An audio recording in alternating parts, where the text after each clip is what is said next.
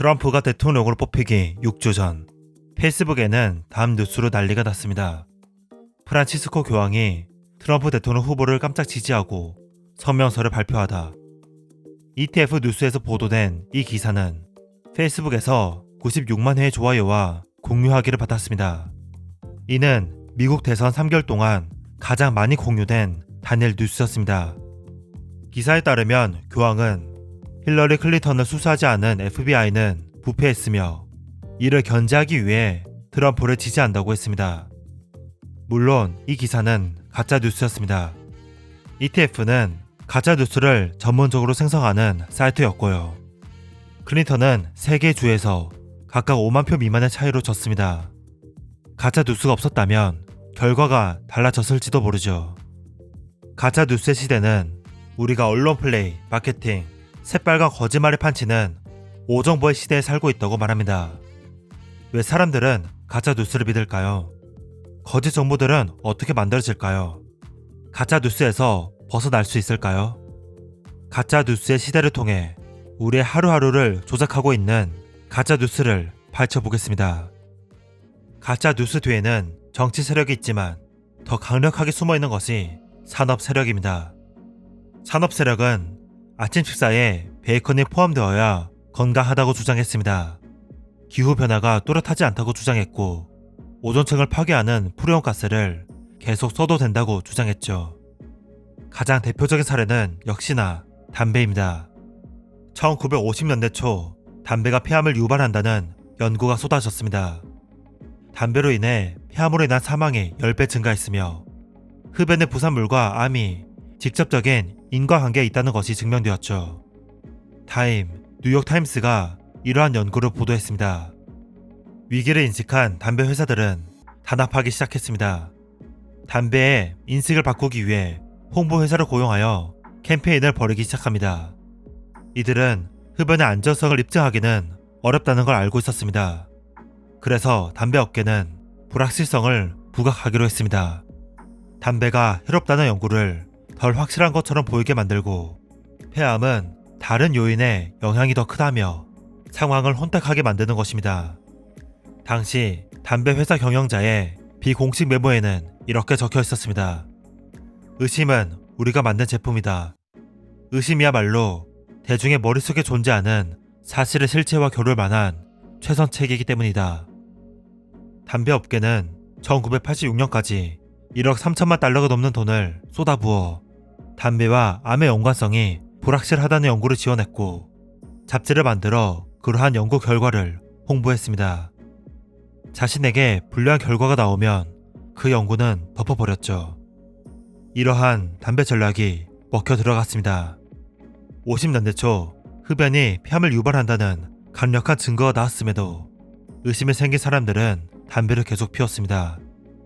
정부는 확실하지 않다며 규제를 주저했습니다. 70년이 되어서야 담배 광고가 연방정부에서 제약을 받았고 92년이 되어서야 미성년자에 대한 담배 판매가 금지되었죠. 사람들이 주저하는 사이 담배 회사들은 막대한 수익을 챙길 수 있었습니다. 가짜 뉴스의 시대는 선전가들이 해야 할 일은 그저 논란이 있는 듯한 인상을 만드는 것이라 말합니다. 시간을 지연하고 진실을 가리고 진실에서 사람들의 관심이 떨어지게끔 만드는 것이 그들의 전략인 거죠. 때로는 저널리즘이 추구하는 공정성이 가짜 뉴스를 더 퍼뜨리기도 합니다. 많은 저널리스트들이 편향 문제로 비난받고 싶지 않아 상반되는 양측의 의견을 모두 제시해야 한다는 압박을 받습니다. 하지만 담배가 해롭다는 증거가 100개가 있고 해롭지 않을 수 있다는 연구가 3개 있을 때 양측의 의견을 같이 실어주는 것은 결국 틀린 방향에 무게를 실어주는 것이라 책은 경고합니다. 이러한 공정성 규범은 실제로 선전가들이 즐겨 쓰는 하나의 도구입니다. 자신의 의견도 실어줘야 한다며 그것이 공정하지 않냐며 저널리스트에게 압박을 주는 거죠. 또한 선전가들은 사회적 영향력이 높은 사람, 즉 인플루언서를 찾아 그들을 자신의 편으로 끌어들입니다. 사람들이 어떤 신념을 가지게 되는 데는 동조 효과가 강력하게 작용합니다. 주변 사람들이 믿으면 유명한 사람도 믿는다고 하면 별다른 고민 없이 자신도 그 믿음을 선택한다는 거죠. 동조 효과를 올바르게 사용한 예가 있습니다. 영국의 귀족으로 태어난 레이디 메리는 당대 최고의 미녀로 꼽혔지만 천연두를 알아 고생했습니다. 레이디 메리는 터키에서 사용하는 천연두 예방접종을 영국에 도입하고 싶었습니다. 그러나 영국의 의사들은 외국인이 만들어낸 치료법을 받아들이지 않으려 했습니다. 그러자 레이디 메리는 웨일스의 공주이자 영국 황태자와 결혼한 카톨리네를 설득해 카톨리네 딸들에게 천연두 예방접종을 시켰습니다.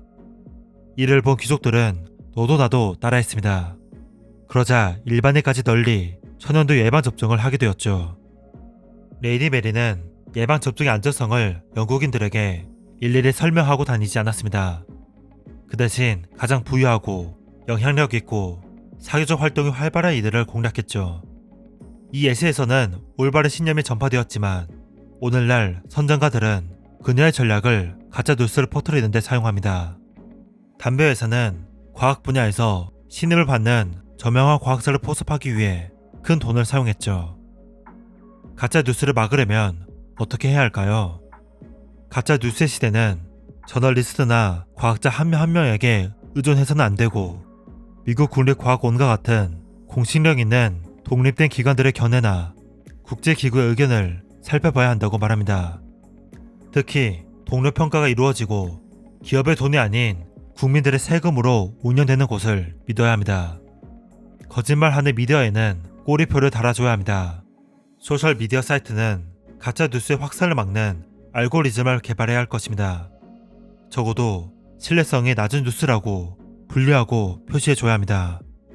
마지막으로 가짜 뉴스의 시대는 여러분이 누구 알고 지내는가에 따라 여러분이 믿는 것이 달라진다고 말합니다. 가짜 뉴스를 누구로부터 많이 들었는지 한번 생각해보세요. 제크림이었습니다. 감사합니다.